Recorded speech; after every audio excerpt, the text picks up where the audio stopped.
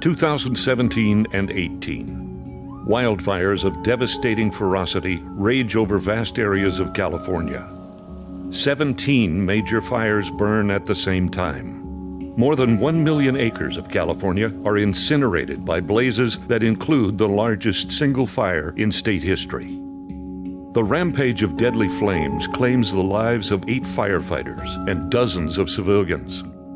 Thousands of homes, entire neighborhoods, are reduced to ashes. An army of professional firefighters gathers from every corner of California and beyond to push back against the spreading flames. We respond to help out the whole community of the state of California. Once a fire is subdued, largely unseen by the general public, the crisis continues for thousands of our fellow Californians. Some without homes, some without jobs, many of them grasping for a helping hand to pull them back toward normal. I know the hazmat guys have already started, and that's a mandatory operation.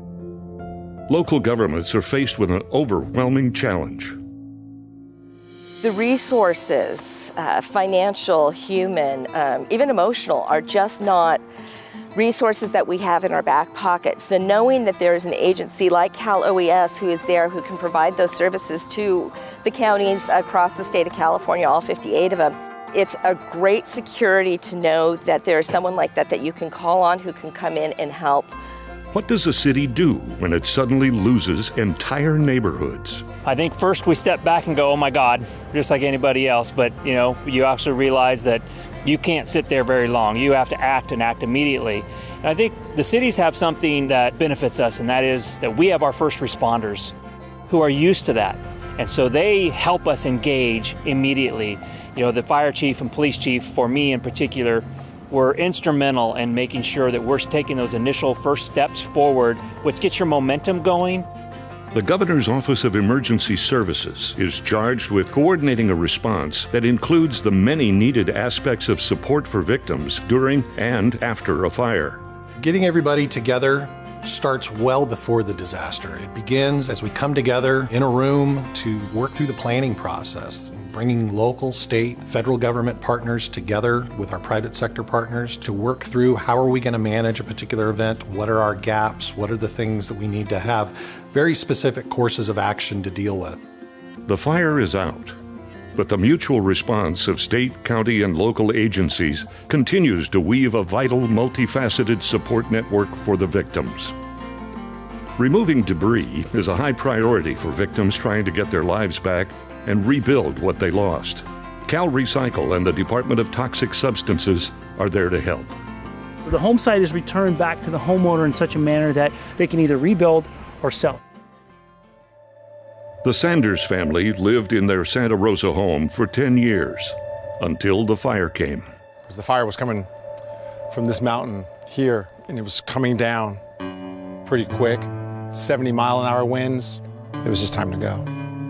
Clearly, we couldn't stay, as you can see. So the night of the fire, we ended up at a stranger's house. After we had bounced around, from one place that became unsafe to another place that became unsafe, and then ended up at a perfectly stranger's house, and they took us all in, and we were safe for that night.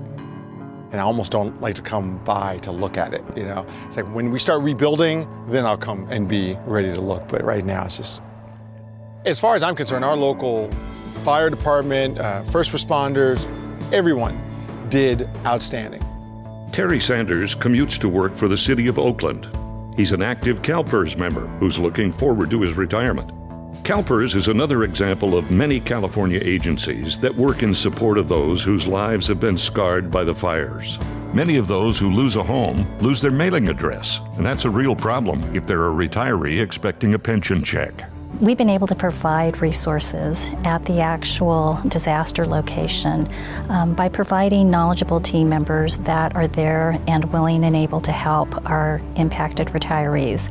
Oftentimes they want to know how they're going to be able to get their pension payment.